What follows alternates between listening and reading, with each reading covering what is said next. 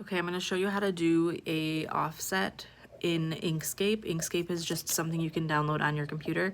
This is what Inkscape looks like when you first pull it up.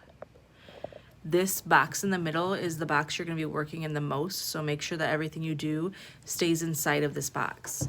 I'm going to make it a little bit bigger for everyone to see it.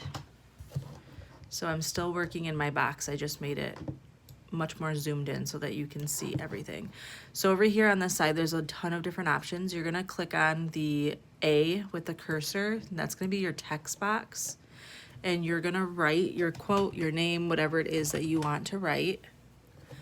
Then you can highlight it and you can come over here to your fonts. And this is where you can choose all your different fonts. All the fonts that I have downloaded in DaFont are all on here. So I just changed the font to however I want it. Now you're gonna come over here and you're gonna click the top cursor and select your box, just so you know that's the only box that's there and that's the only box that you're working on.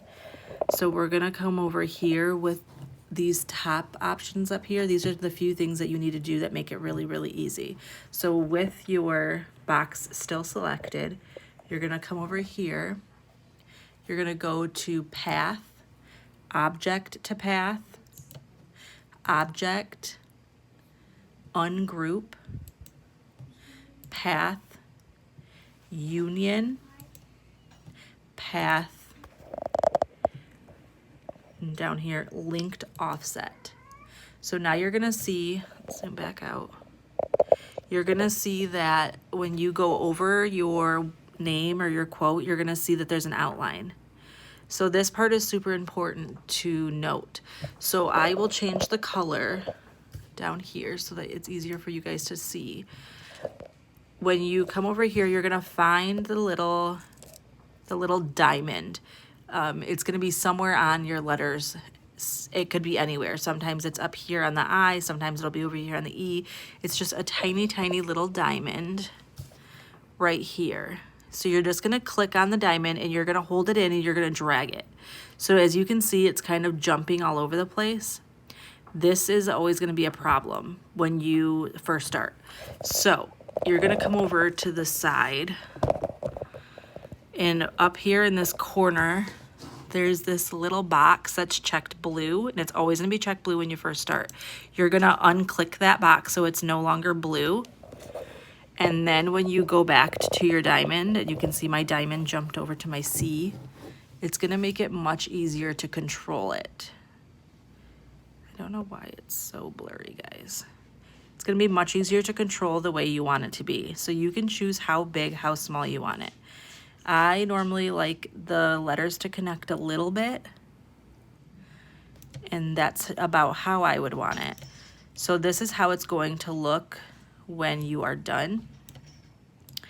And then you can save it. So when you go to save it and to open it up in your design space, you're gonna save as, and then you can type in whatever you wanna save it as. And down here it says Inkscape SVG. I save it as a plain SVG, which is the second option. You're just gonna hit save, so it's gonna save this.